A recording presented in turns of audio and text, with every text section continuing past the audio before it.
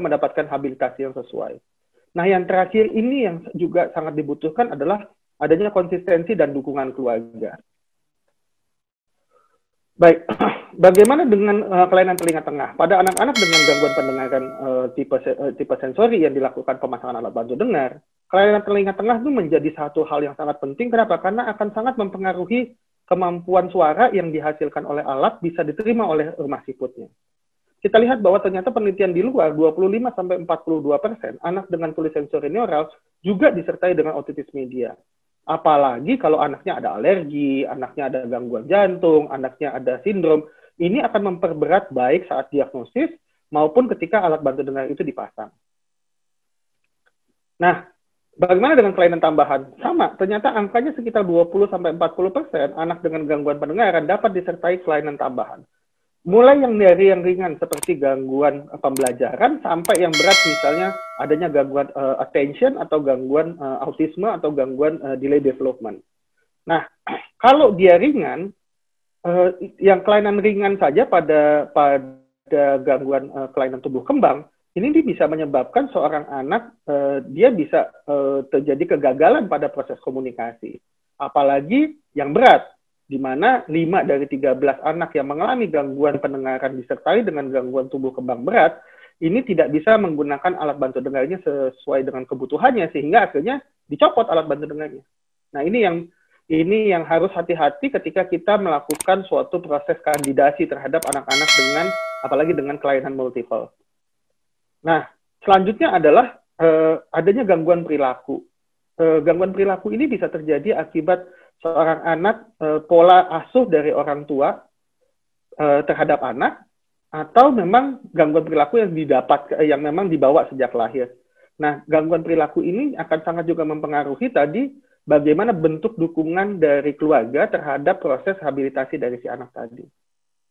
Nah, ini kenapa saat ini saya selalu mendengungkan cerita tentang ini, bahwa proses habilitasi pendengaran pada anak tidak bisa selesai dengan hanya memasangkan alat bantu dengar. Tapi dia merupakan suatu proses yang circle, yang selalu berlanjut. Kenapa? Karena ada kelainan-kelainan yang mungkin di awal diagnosis tidak terlihat, begitu dia mampu mendengar, baru kelainan itu baru kita bisa identifikasi. Tujuannya apa? Tujuannya adalah agar pada proses habilitasi ini kita mendapatkan hasil baik, sehingga seorang anak mampu berfungsi secara mandiri, sekolah, dan berfungsi kegiatan sosialnya secara mandiri. Demikian, terima kasih atas kesempatannya. Assalamualaikum warahmatullahi wabarakatuh. Terima kasih banyak Dr. Fikri. Tunggu materi yang sangat detail sekali dan semoga bermanfaat. Selanjutnya adalah pemaparan materi mengenai the difference between a personal sound amplification product and hearing aid yang akan dibawakan oleh Mr. Manfred Stoffel. So please, Mr. Manfred Stoffel, the time is yours. Good afternoon. Okay, let me grab the screen here. I hope this works. Okay, there we are. Look, technology works. So let me first thank Dr. Dama, Dr. Brahma, and Dr. Fikri for their presentations, which were very informative, and which especially Dr. Dama, I think they all fit very nice together. So there is not a lot of overlap, and I hope I can keep the same line. There shouldn't be too much overlap. So I'm talking about personal sound amplifiers, PSAPs, versus hearing aids, and I will focus particularly what's available in the Indonesian market, because globally there is just so many different things available, so I will talk only what's available in Indonesia. Sorry, are we translating or I'm going ahead in English?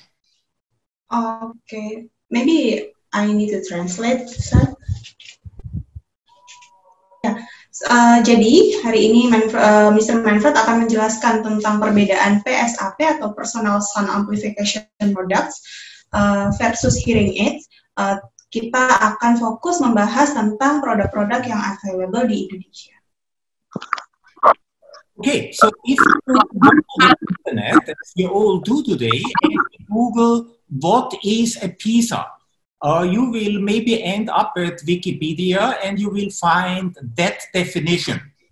Personal sound amplification products, also known as PSAPs, are defined by the FDA, this is the Federal Drug Administration of the United States, as wearable electronic products that are intended to amplify sounds for people who are not deaf or hard of hearing. Jadi kalau kita mencari definisi mengenai PSAP di dalam Google, maka mungkin yang pertama muncul adalah definisi dari Wikipedia yang menjelaskan bahwa PSAP adalah produk elektronik yang bisa digunakan untuk mengeraskan suara untuk orang yang tidak mengalami ketulian atau tidak mengalami kesulitan dalam mendengar. Okay, so if you read further on, then there is written, PSAPs are not hearing aids.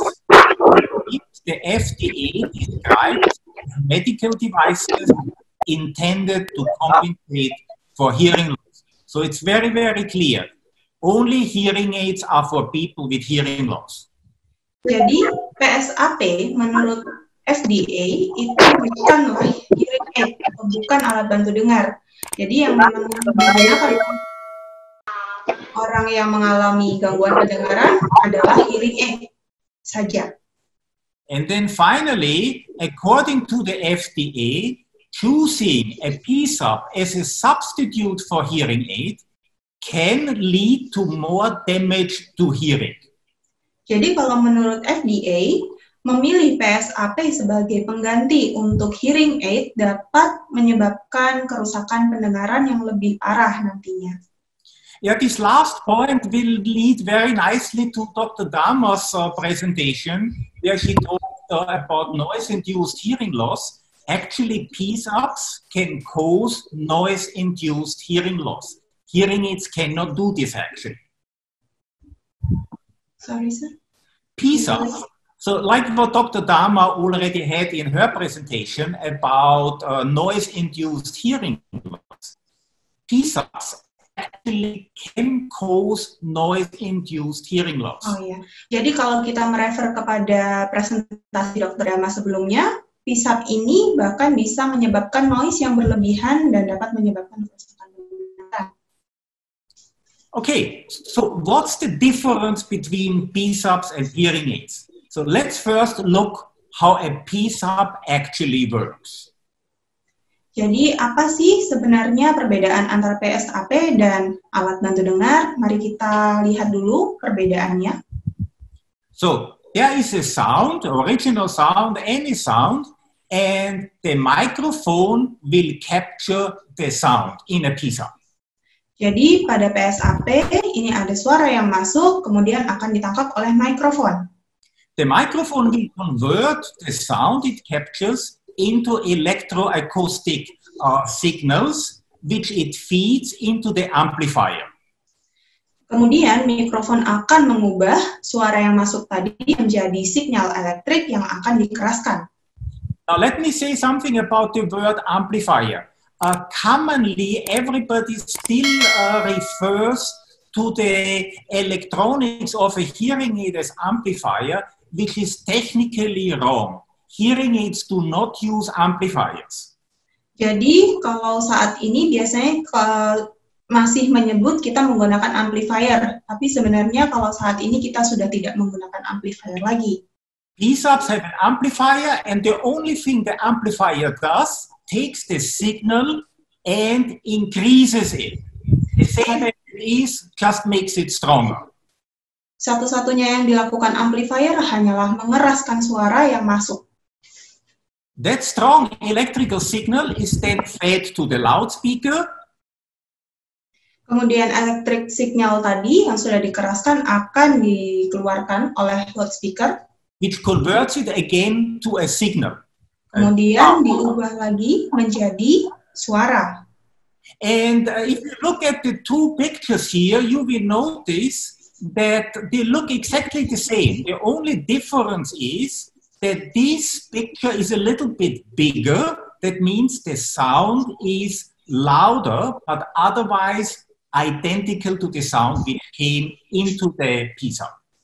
Jadi kalau kita memperhatikan kedua gambar ini, kita bisa melihat bahwa kedua gambar tersebut itu sama persis. Yang membedakan adalah suara yang dikeluarkan menjadi lebih keras. Okay, now let's look what a hearing aid does. Mari kita lihat kerjanya hearing aid, alat bantu dengar. So we're having the same sound, of course. We're having a microphone again, which converts the sound to electrical energy. Suara yang masuk sama akan ditangkap oleh mikrofon dan diubah menjadi energi elektrik. And now everything is different because the inside of a hearing aid does not have an amplifier. It has a signal processor or a digital signal processor nowadays. Nah, yang membedakan pada hearing aid tidak punya amplifier, tapi menggunakan digital signal processor. The digital signal processor is like a calculator, if you want, or like a computer. It looks at the signal, converts it to numerical data, and then manipulates this numerical data. Yang dilakukan oleh DSP adalah mengkalkulasi seperti kerja kalkulator atau komputer, kemudian memanipulasi suaranya sesuai kebutuhan. And how it manipulates depends on the audiogram, depends on the sound perception of the patient, which either is determined by the software or which can be entered and manipulated manually through the software. Jadi yang dilakukan adalah mengcompare antara audiogram dengan sinyal suara yang masuk lalu dimanipulasi atau dimodifikasi. That change signal goes again to the loudspeaker, which converts it into a sound. Kemudian yang dilakukan adalah mengantarkannya ke loudspeaker dan loudspeaker akan mengubahnya menjadi suara. But now the sound is not amplified. The sound is modified and enhanced. Nah, sekarang suaranya tidak hanya dikeraskan, tapi juga dimodifikasi dan diperjelas. So you can see it looks completely different from the picture above and also completely different from the picture of the sound which entered the microphone because the sound has been modified and enhanced based on the patient's individual hearing needs and hearing profile.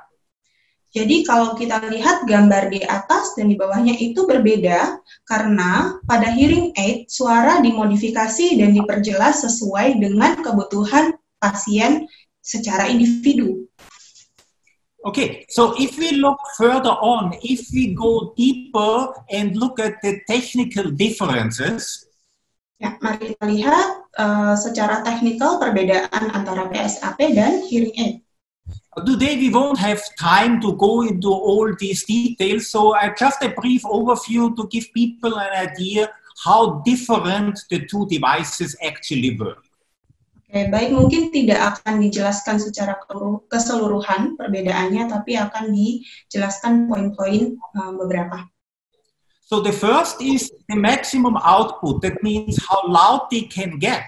And if you see here, Dr. Dama, look at that number. P-subs can get unto 135 dB in the output.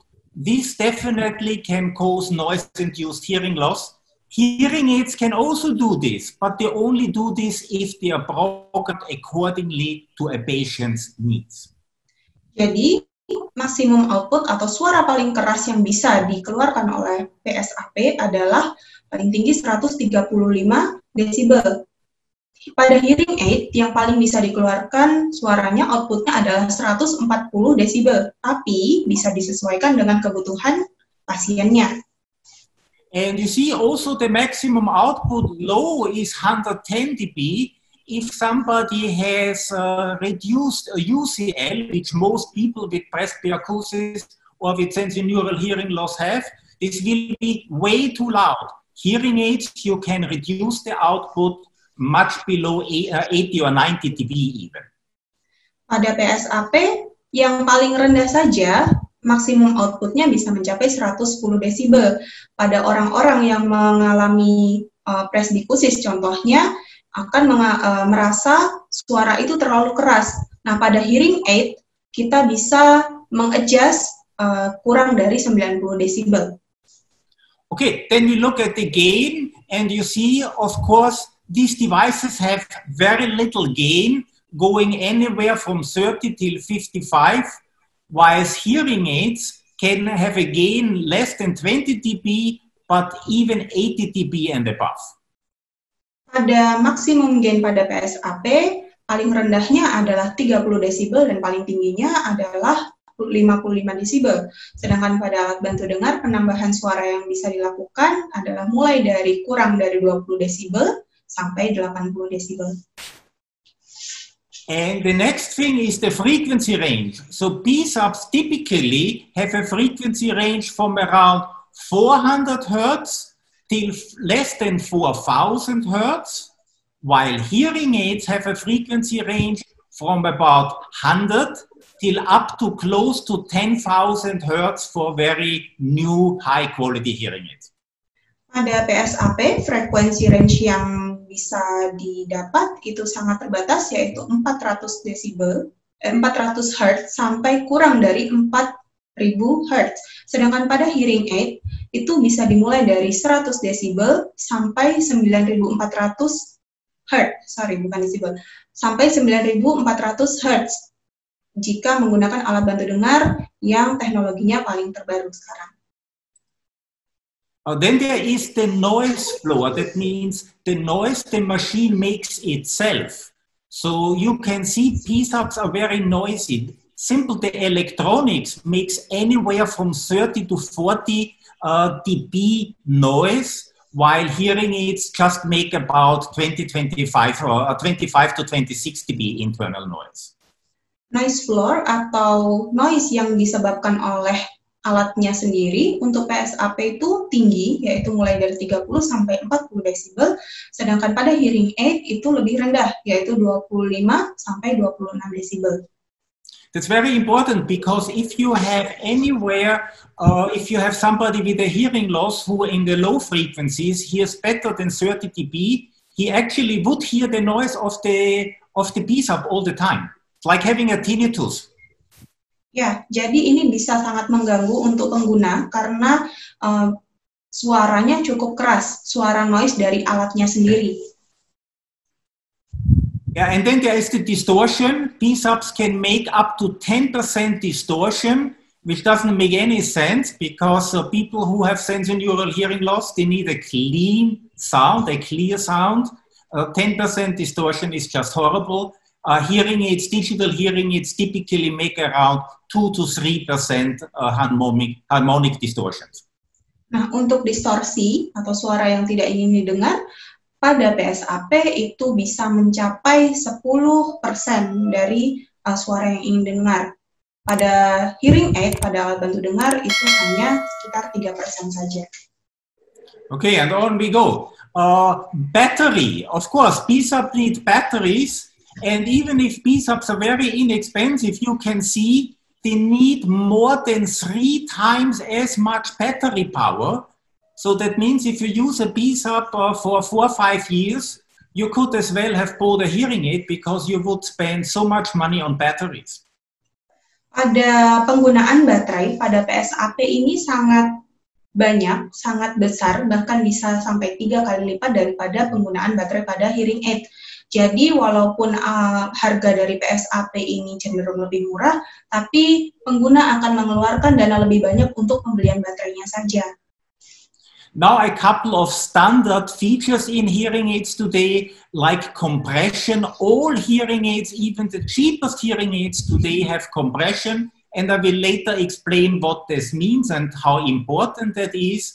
But P-subs do not have compression, and this is the biggest single problem of P-subs. Jadi ini adalah beberapa fitur-fitur pada alat bantu dengar yang akan dijelaskan oleh Mr. Manfred.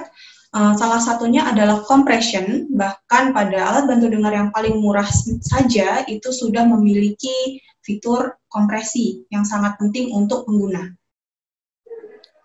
Then there is feedback canceller. Of course, P-subs do not have feedback cancellers. Nowadays, almost all hearing aids have a feedback canceller, even the least expensive ones. PSAP tidak memiliki feedback counselor atau pemangkas feedback, sedangkan hearing aid hampir semuanya sekarang mempunyai fitur feedback counselor. Multi-microphone technology, PSAPs do not have. Almost all hearing aids today have multi-microphone technology. Begitu juga multi-microphone technology pada PSAP biasanya tidak ada, atau sudah pasti tidak ada, sedangkan hearing aid ada. Noise control, same, PSAPs do not have. Begitu juga dengan noise control. Of course, PSAPs are not programmable. Besides the lack of compression, that they cannot be programmed disqualifies them to be used for anybody who has a hearing loss. Tentu saja PSAP tidak dapat diprogram, maka dari itu tidak bisa digunakan untuk orang-orang yang mengalami gangguan pendengaran. One feature I didn't mention here because it escaped me, and I apologize to Dr. Brammer about that. Today, almost all hearing aids, more modern hearing aids, do have a tinnitus program inside. So actually, there is a tinnitus program within almost all hearing aids available today.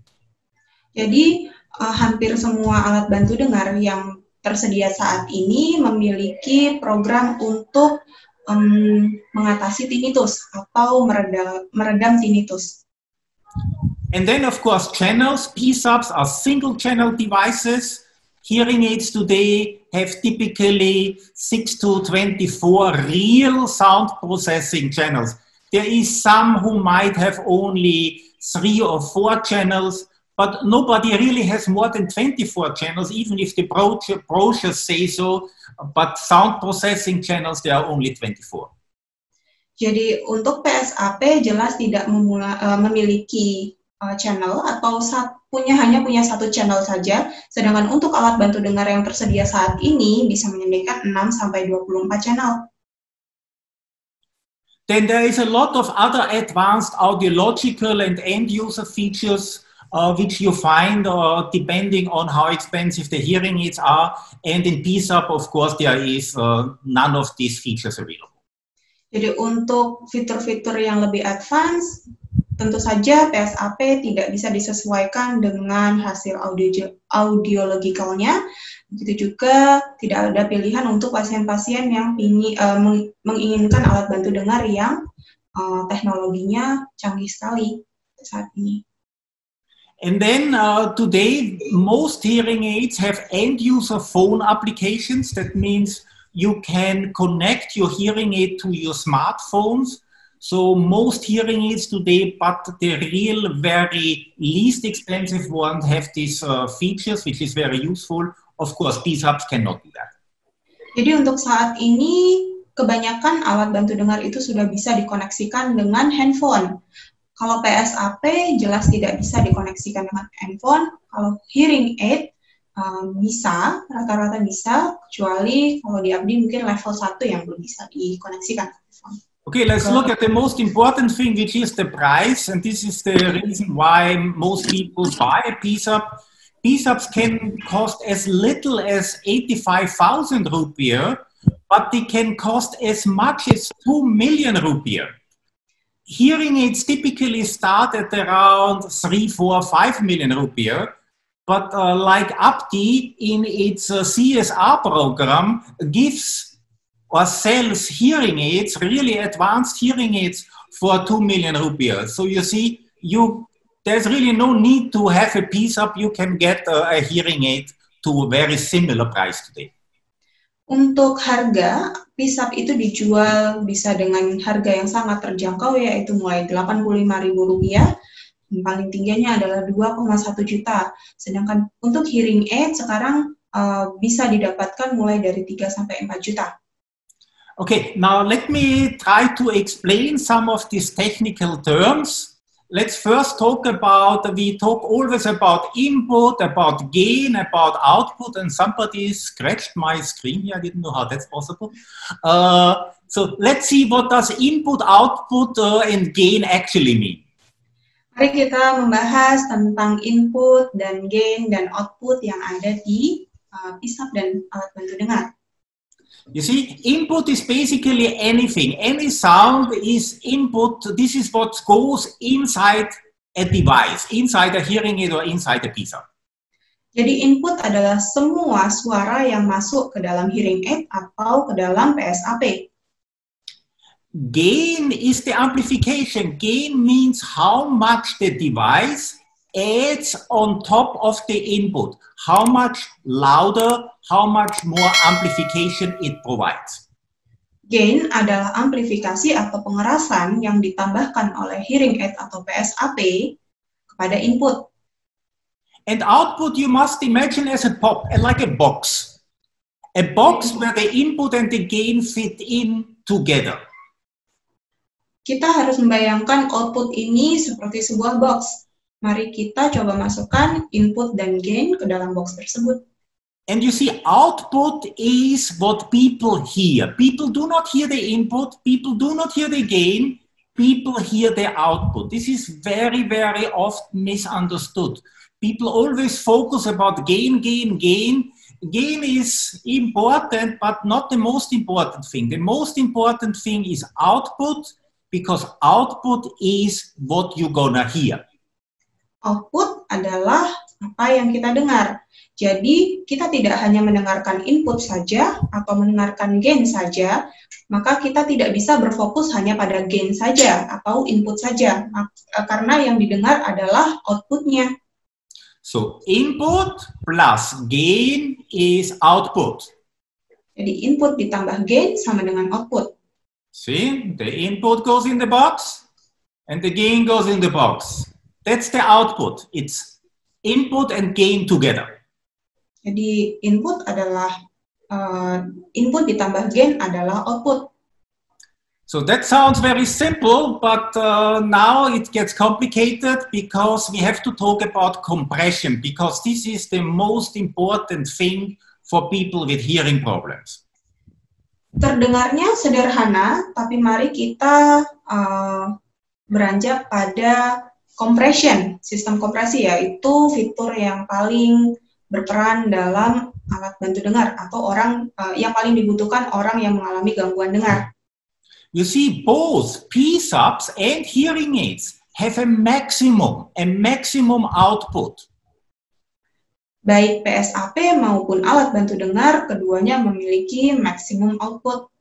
That's the maximum the device can actually process. It's like a ceiling in your room. If your ceiling is at 2 meters and you want to put furniture in there 3 meters, it will not fit. And this is the same with hearing aids. Jadi maksimum output ini kalau diibaratkan di rumah kita adalah langit-langit. Jika kita akan meletakkan furnitur dengan ukuran 3 meter, sedangkan langit-langit kita hanya berukur setinggi 2 meter, maka satu-satunya jalan adalah menembus atau merusak langit-langitnya. So now let's assume the gain is like this, but the output now, so the input now became louder. Just like me, I have a habit of talking loud, yes? Jadi, mari kita tambahkan gain dengan ukuran yang sama, tapi dengan input yang lebih keras.